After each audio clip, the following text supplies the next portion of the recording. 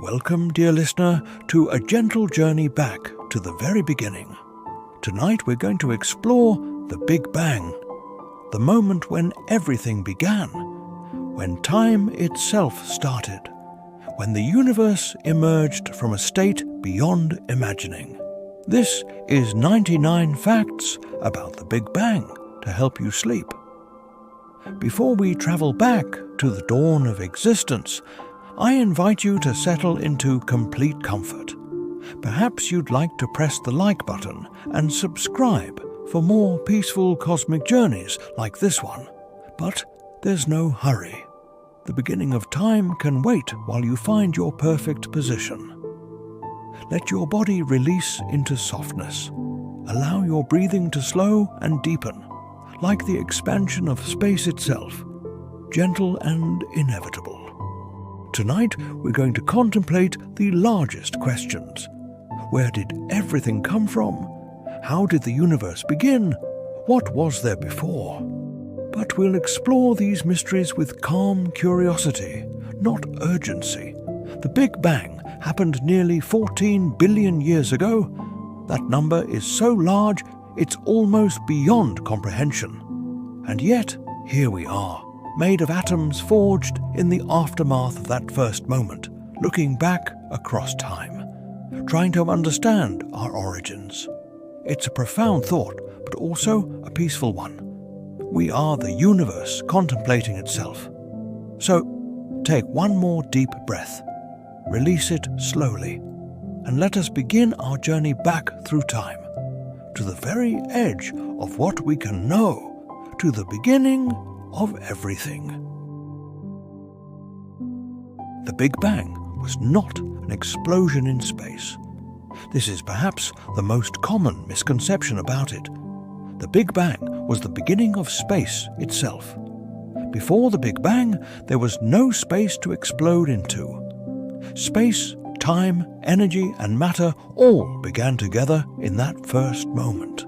The universe didn't expand into something. Space itself expanded, carrying everything with it. What's remarkable about the Big Bang is that it happened everywhere simultaneously. There's no center point where the Big Bang occurred. Every point in space was at the Big Bang. Imagine the entire universe compressed to an infinitely small point. That point was everywhere, because it was all there was. When expansion began, every location in the universe was at the origin. We're still at the Big Bang's location, because everywhere is. Consider the age of the universe, which scientists have calculated with remarkable precision. The universe is approximately 13.8 billion years old. This age has been determined through multiple independent methods, measuring the expansion rate, studying the oldest stars, analyzing the cosmic microwave background. These different approaches converge on essentially the same number, giving us confidence in this vast time span. Here's something about the earliest moment we can describe with our current physics. We can trace the universe's history back to when it was just a fraction of a second old, around 1/10,000,000th of a trillionth of a trillionth of a trillionth of a second after the beginning. Before that moment, conditions were so extreme that our current understanding of physics breaks down. That incredibly brief instant is called the Planck time, and it represents the earliest moment we can currently describe mathematically. In those first unimaginably brief moments, the universe was unimaginably hot and dense. All the energy that would eventually become all the matter and radiation in the entire observable universe was compressed into a space smaller than an atom. Temperature and density were so extreme that the four fundamental forces of nature, gravity, electromagnetism, and the strong and weak nuclear forces, were unified into a single force. What's fascinating about cosmic inflation is that it might explain the universe's large-scale uniformity. Inflation theory proposes that during the first fraction of a second, the universe expanded exponentially fast, growing from subatomic size to perhaps the size of a grapefruit in far less than a second. This rapid expansion would have smoothed out any initial irregularities, explaining why the universe looks roughly the same in all directions. In another corner of this story, we need to understand what expanded. It wasn't matter in the traditional sense. In the earliest moments, the universe was filled with a roiling sea of energy so intense that matter as we know it couldn't exist. Particles and antiparticles constantly appeared and annihilated each other. The universe was pure energy, fluctuating and transforming in a state completely alien to anything we experience today. Consider what happened when the universe was about 1 second old. By this point, an eternity compared to the Planck time, the universe had cooled to about 10 billion degrees. At this temperature, protons and neutrons could finally form from the quark-gluon plasma that had filled the universe until then. This was the beginning of ordinary matter, the stuff that would eventually form atoms, stars, planets, and us.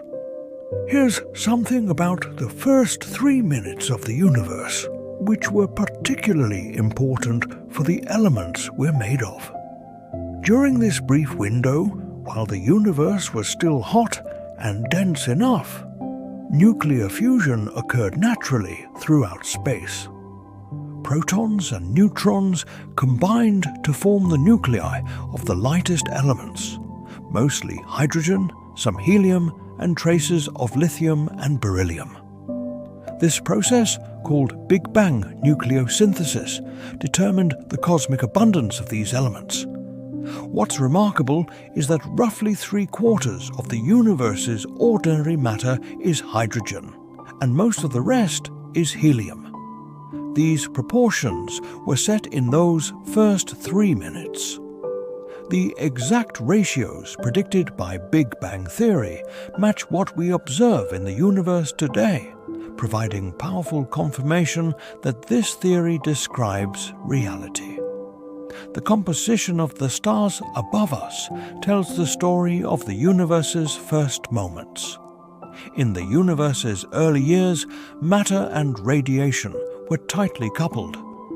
Photons, particles of light, couldn't travel far before interacting with electrons.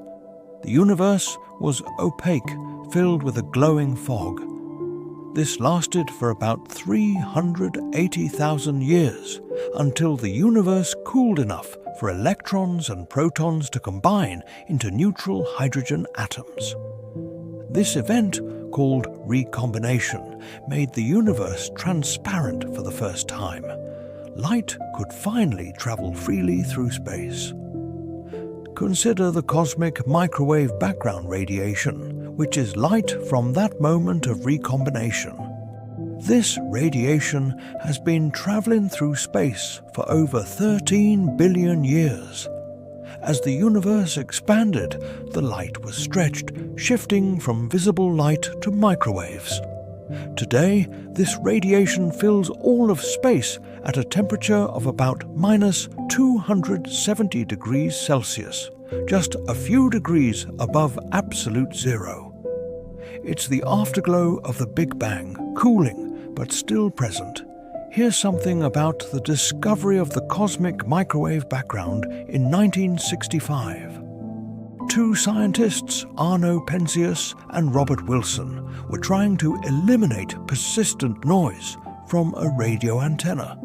They found a constant static that came from all directions equally.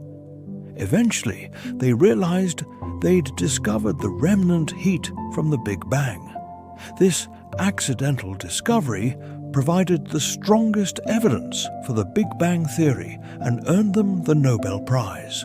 What's fascinating about the cosmic microwave background is its uniformity.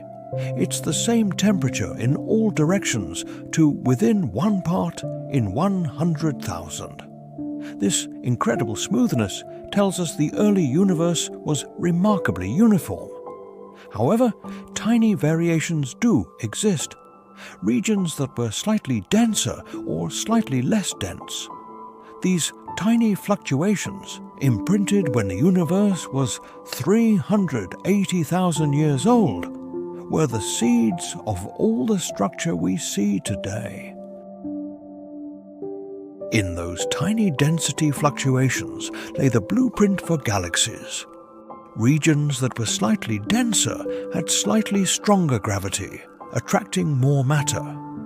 Over millions of years, these small differences grew. Dense regions became denser, pulling in surrounding material. Eventually, these concentrations became dense enough for gas to collapse and form the first stars. The pattern of galaxies across the universe today reflects those ancient minuscule variations in density. Consider the first stars, which formed roughly 100 to 200 million years after the Big Bang. These stars were different from the Sun and other stars we see today. They contained only hydrogen and helium, the elements created in a Big Bang. No carbon, no oxygen, no iron. None of the heavier elements existed yet. These first stars were likely massive, burning hot and bright, but living fast and dying young. Here's something about how elements heavier than helium formed. They were created inside stars through nuclear fusion. In stellar cores, tremendous pressure and temperature allow hydrogen to fuse into helium, helium into carbon, carbon into heavier elements. The most massive stars can create elements up to iron in their cores. Now, when these massive stars exhaust their fuel, they explode as supernovae, scattering these newly created elements into space and, in the explosion itself, creating even heavier elements. What's remarkable is that we are made of stardust. Every element in your body heavier than hydrogen was created in the core of a star that died before our solar system formed. The calcium in your bones, the iron in your blood, the oxygen you breathe, all were forged in stellar furnaces billions of years ago. When Carl Sagan said, "We are star stuff," he was speaking literal truth. We're the universe's way of knowing itself. In the grand timeline of the universe, galaxies began forming within the first billion years. These early galaxies were smaller and more irregular than most galaxies today. Over billions of years, gravity caused galaxies to merge and grow. The Milky Way, our home galaxy, has absorbed dozens of smaller galaxies over its history and will eventually merge with the Andromeda Galaxy in several billion years. Galaxy formation and evolution is an ongoing process. Consider dark matter, which plays a crucial role in the Big Bang story. Observations show that most of the matter in the universe doesn't emit, absorb, or reflect light. We can't see it directly, but we can detect its gravitational effects. Dark matter appears to make up about 85% of all matter.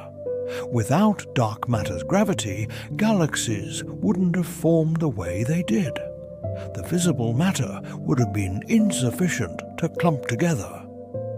Dark matter provided the gravitational scaffolding for structure formation. Here's something about dark energy, which is even more mysterious than dark matter. In the late 1990s, astronomers discovered that the universe's expansion is accelerating. Something is pushing space apart faster and faster. This mysterious something is called dark energy, and it appears to make up about 70% of the universe's total energy. We don't know what dark energy is, but its effects are real and profound. It's determining the universe's ultimate fate. What's fascinating about the universe's composition is how little of it is ordinary matter. The atoms that make up stars, planets, and people, everything we can see, constitute only about 5% of the universe. 25% is dark matter and 70% is dark energy. We live in a universe where the familiar is a tiny minority, surrounded by mystery. In understanding the Big Bang, scientists use Einstein's general theory of relativity, which describes how matter and energy curve space and time. When applied to the entire universe, these equations describe how the universe expands. Running these equations backward in time, they point to a moment of infinite density and temperature, a singularity, where our physics breaks down. The Big Bang Theory doesn't claim to describe that singularity itself, only the expansion that followed. Consider evidence for the Big Bang beyond the cosmic microwave background. The universe is expanding, distant galaxies are moving away from us, and the farther away they are, the faster they're receding. This relationship, called Hubble's law, is exactly what we'd expect if the universe began in a hot, dense state and has been expanding ever since. Additionally, the observed abundances of light elements match Big Bang nucleosynthesis predictions with remarkable precision. Here's something about the expansion of space itself. Galaxies aren't moving through space away from us. Space between galaxies is expanding, carrying galaxies along with it. Imagine dots on the surface of a balloon. As you inflate the balloon, the dots move apart, not because they're traveling across the rubber, but because the rubber itself is stretching. Similarly, space itself expands, increasing distances between galaxies. What's remarkable about the observable universe is that it has a boundary defined by light.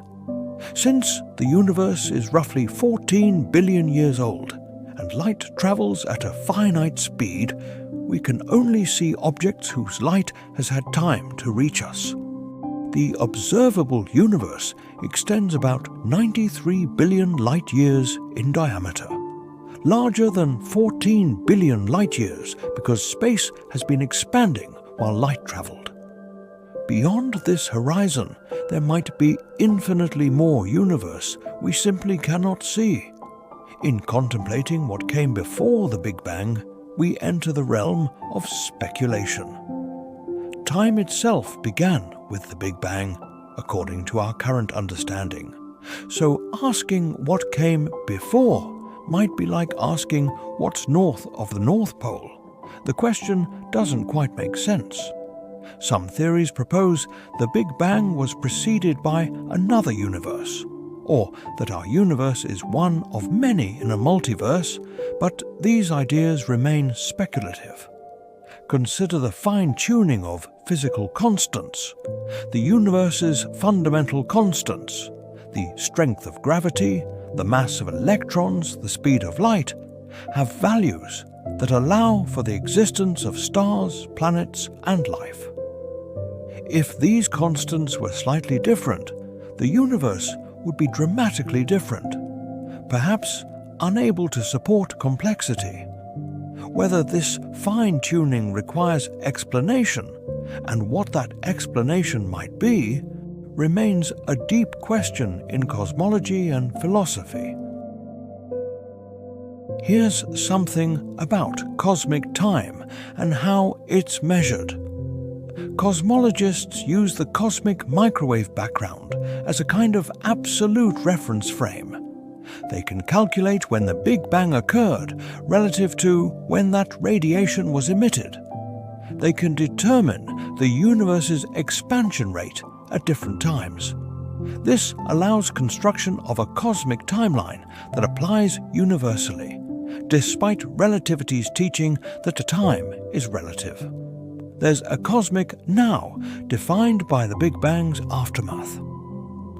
What's fascinating about quantum fluctuations in the early universe is how they might relate to cosmic structure. Quantum mechanics tells us that even empty space has quantum fluctuations, temporary variations in energy that pop in and out of existence. During cosmic inflation, these microscopic quantum fluctuations were stretched to cosmic scales, potentially becoming the density variations that seeded galaxy formation. The largest structures in the universe might have quantum mechanical origins. In the immediate aftermath of the Big Bang, the universe went through several phase transitions. As it cooled, different forces separated from the unified force. First, gravity split off, then the strong nuclear force. Then the electromagnetic and weak forces separated. Each transition was like water freezing into ice, a change in the universe's fundamental properties. Understanding these transitions helps us understand how the universe evolved from simplicity to the complexity we see today. Consider antimatter and why the universe contains mostly matter. The Big Bang should have created equal amounts of matter and antimatter. When matter and antimatter meet, they annihilate in a flash of energy. Yet we exist made of matter in a universe filled with matter. Somewhere in the first moments, there must have been a slight asymmetry, producing slightly more matter than antimatter. When almost everything annihilated, a tiny excess of matter remained, and that remainder became everything we see. Here's something about cosmic acceleration and the universe's fate. Because expansion is accelerating, driven by dark energy, the universe will continue expanding forever.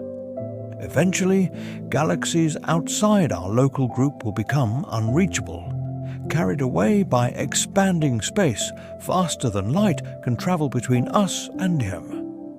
The universe will become increasingly cold, dark, and empty as stars burn out and aren't replaced.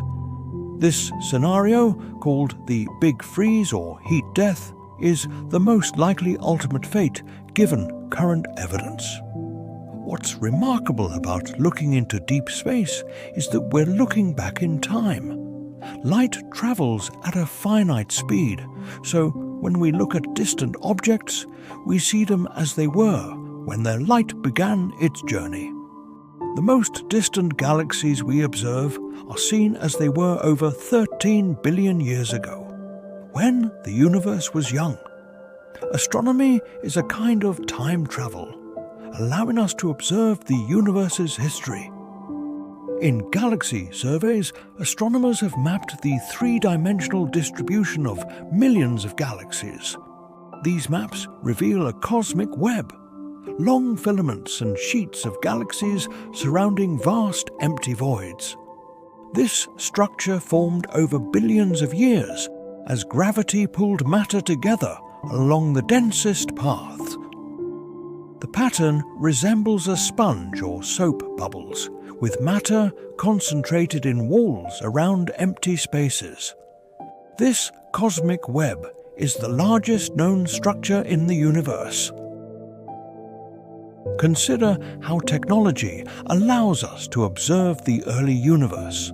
The Hubble Space Telescope, and now the James Webb Space Telescope can see galaxies formed when the universe was just a few 100 million years old.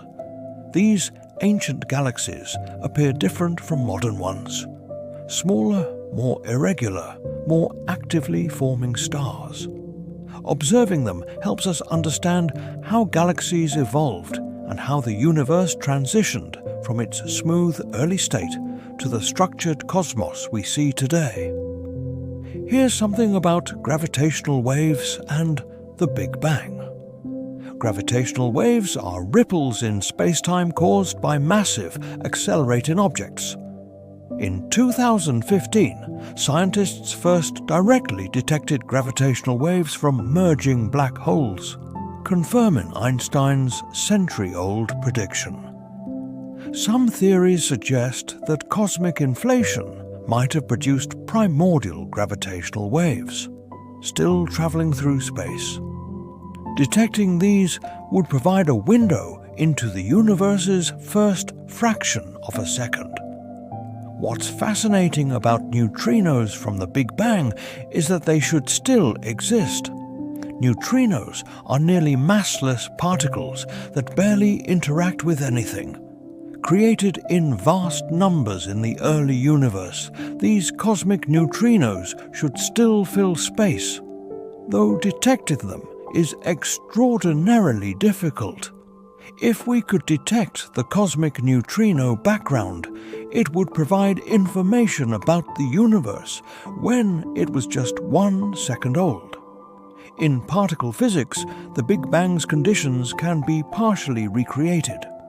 Particle accelerators like the Large Hadron Collider smash particles together at tremendous energies, briefly creating conditions similar to those that existed microseconds after the Big Bang. By studying what happens in these collisions, physicists learn about the fundamental forces and particles that govern the early universe. We're literally recreating the Big Bang in miniature. Consider cosmic topology, the overall shape of the universe. Is the universe finite or infinite? Does space curve back on itself like the surface of a sphere, or extend forever like an infinite plane? Current observations suggest the universe is very close to geometrically flat, which would make it infinite. However, we can only observe a finite portion, so the universe's true extent and topology remain unknown. Here's something about the cosmological principle, a fundamental assumption in cosmology. This principle states that on large scales, the universe looks roughly the same everywhere and in all directions. No place is special, no direction is preferred. This assumption allows cosmologists to study the universe scientifically, applying observations from our location to the cosmos as a whole. The cosmic microwave background's uniformity supports this principle. What's remarkable about cosmic horizons is that they limit not just what we can see, but what can ever affect us. Even traveling at the speed of light, we can never reach certain distant galaxies because space between us and them is expanding faster than light can cross it. These galaxies are beyond our cosmic horizon. Anything beyond this horizon is, in a practical sense, in a separate universe. We can never interact with it, visit it, or even receive signals from it. In theoretical physics, various multiverse theories propose that our Big Bang might be one of many. Perhaps new universes constantly form, each with potentially different physical laws.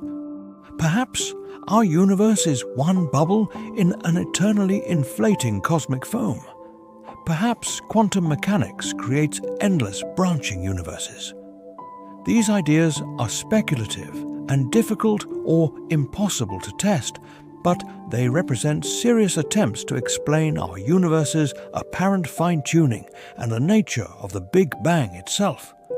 Consider how the Big Bang theory developed historically. In the 1920s, observations showed that distant galaxies were receding. Georges Lemaitre, a Belgian priest and physicist, proposed that the universe was expanding from what he called a primeval atom. The term Big Bang was actually coined derisively by Fred Hoyle, who favored an alternative steady-state theory. Eventually, evidence, particularly the cosmic microwave background, confirmed the Big Bang model decisively. Here's something about the universe's critical density. There's a specific density of matter and energy that makes the universe geometrically flat, neither curved positively like a sphere nor negatively like a saddle. Amazingly, our universe appears to be almost exactly at this critical density. The total of ordinary matter, dark matter, and dark energy adds up to make space flat. This remarkable coincidence might be explained by inflation, which would have driven the universe toward flatness. What's fascinating about the speed of light is its fundamental role in the universe's structure. Light travels at approximately 300,000 kilometers per second. This isn't just how fast light happens to move. It's the maximum speed at which any information or influence can propagate. This cosmic speed limit, combined with the universe's age, defines the observable universe's size. The speed of light connects space and time, as Einstein showed. In considering the Big Bang, we must accept that our knowledge has limits. We can trace the universe back to when it was incomprehensibly small and hot, but we cannot describe the moment of beginning itself with current physics. Quantum mechanics and general relativity, our two fundamental theories, give different, incompatible answers at the singularity. A complete theory of quantum gravity, which would unite these theories, is needed to fully describe the Big Bang's first moment. Consider redshift, a key observational tool in cosmology. Light from distant galaxies is shifted toward longer, redder wavelengths because space has expanded while the light traveled. The more distant the galaxy, the greater its redshift. By measuring redshift, astronomers determine both distance and how fast the universe was expanding when that light was emitted. Redshift is a time machine, telling us about the universe's expansion history. Here's something about the universe's temperature history. At the moment of the Big Bang, temperature was infinite. At 1 second old, it was about 10 billion degrees. At recombination, 380,000 years later, it had cooled to about 3,000 degrees. Today, the cosmic microwave background has cooled to about minus 270 degrees Celsius. The universe's entire history is a story of cooling as expansion continues. What's remarkable about standard candles in cosmology is how they help measure cosmic distances. Certain objects, like type Ia supernovae, have known intrinsic brightness. By comparing how bright they appear to how bright they should be, we can calculate their distance. Using this technique, astronomers discovered that distant supernovae were farther than expected based on the universe's expansion rate, leading to the discovery of cosmic acceleration and dark energy. In the field of cosmology, the Planck satellite mission mapped the cosmic microwave background with unprecedented precision. Its measurements refined our understanding of the universe's age, composition, and geometry. Planck's data shows tiny temperature variations across the sky that tell us about conditions in the early universe. These variations, measured to millionths of a degree, contain information about inflation, dark matter, and the physics of the first moments. Consider the concept of cosmic time. Despite relativity telling us that time is relative, there is a natural time coordinate for the universe based on the Big Bang. An observer at rest with respect to the cosmic expansion, not moving relative to the average motion of nearby matter, experiences proper cosmic time. Clocks synchronized at the Big Bang and moving with cosmic expansion would all agree on the universe's age. Here's something about baryons, the ordinary matter made of protons and neutrons that constitutes atoms. Everything we can see, all stars and galaxies, are made of baryonic matter. Yet baryons are only about 5% of the universe's total mass energy. Understanding how this small fraction formed from the Big Bang's energy organized into stars and galaxies, and ultimately led to planets and life, is one of cosmology's great stories. What's fascinating about cosmic voids is how empty they are. The cosmic web structure includes enormous regions, hundreds of millions of light-years across, containing very few galaxies. These voids aren't completely empty, but they're remarkably underdense compared to the cosmic average. Voids and the web's filaments formed together as gravity pulled matter out of some regions and concentrated it in others. Voids are as much a part of large-scale structure as galaxy clusters. In recent years, tensions have emerged in cosmological measurements. Different methods of measuring the universe's current expansion rate give slightly different answers. Similarly, some observations of the universe's large-scale structure don't quite match predictions from the cosmic microwave background. These tensions might indicate measurement errors, or they might hint at new physics beyond our current understanding. Resolving these puzzles is an active area of research.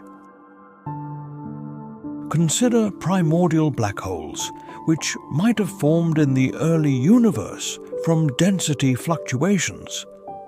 Unlike black holes that form from collapsed stars, primordial black holes could have formed when the universe was less than a second old. Some have been proposed as dark matter candidates. While most primordial black hole scenarios have been ruled out, small windows remain where they might exist, waiting to be discovered. Here's something about the universe's flatness and how precisely balanced it must have been initially. For the universe to be as close to flat as we observe today, its initial density had to match the critical density with incredible precision, to within 1 part in 10 to the 62nd power.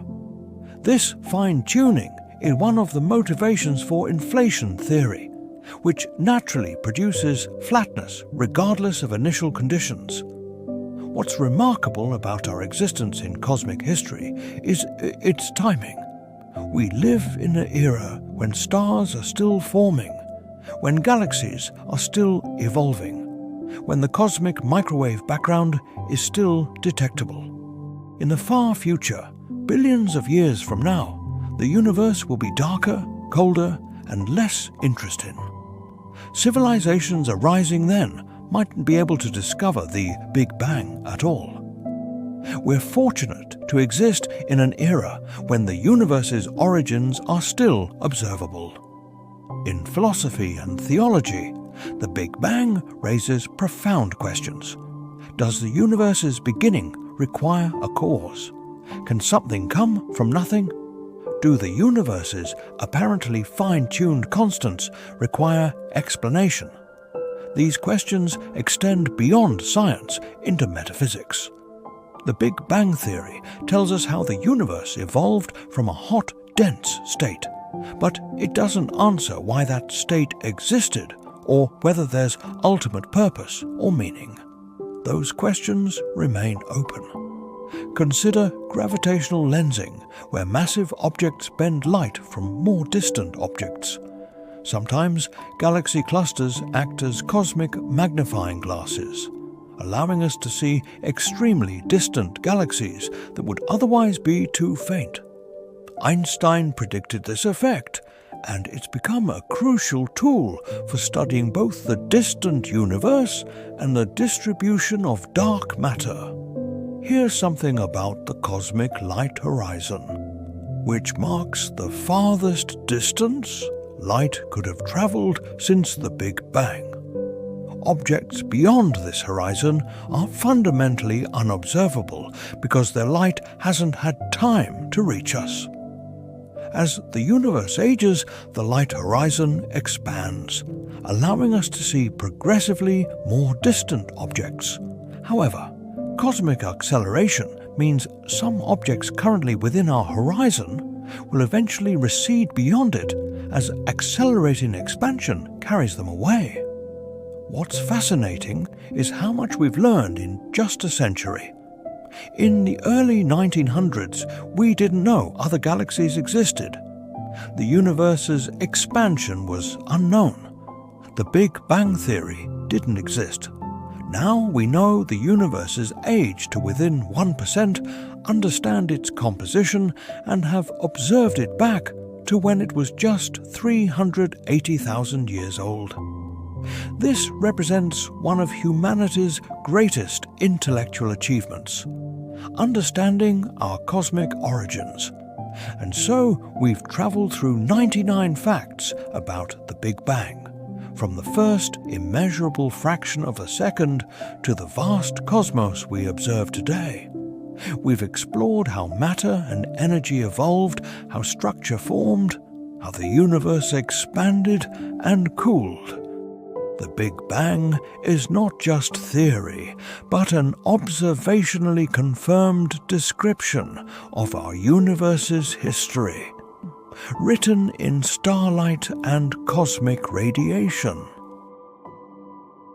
And now, dear listener, our journey from the beginning of time brings us back to the present moment, to this quiet room, to your comfortable bed, to the gentle rhythm of your breathing. You've travelled 13.8 billion years and returned home. You've explored with me the universe's origin story, from incomprehensible heat and density to the vast, cool, structured cosmos we inhabit.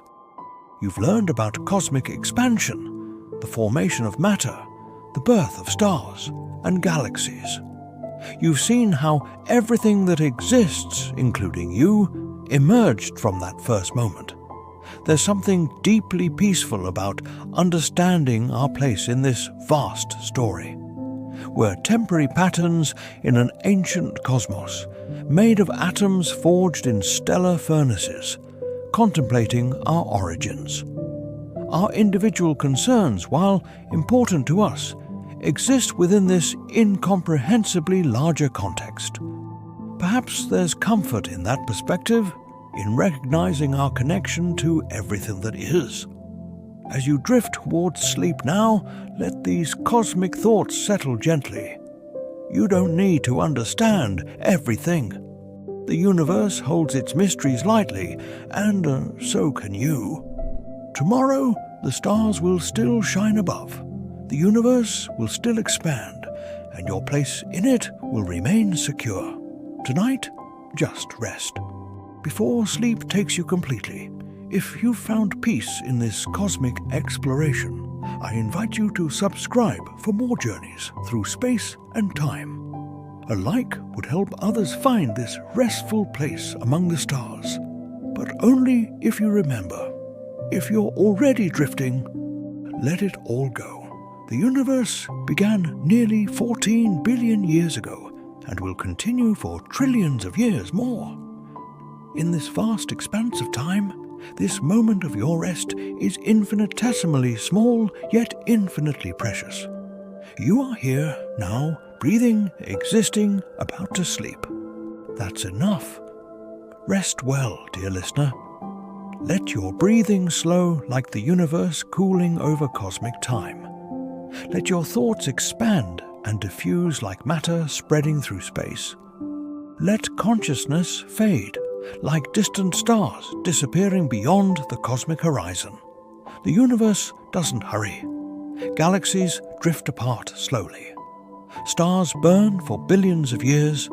Everything unfolds at its own pace, and so will your sleep, arriving when it arrives, natural as gravity, inevitable as expansion. Good night, dear cosmic traveller. You are made of stardust, returning now to rest, to dreams, to the quiet darkness from which all light emerges. May you sleep as peacefully as space itself, vast and dark and full of potential. Sweet dreams among the stars.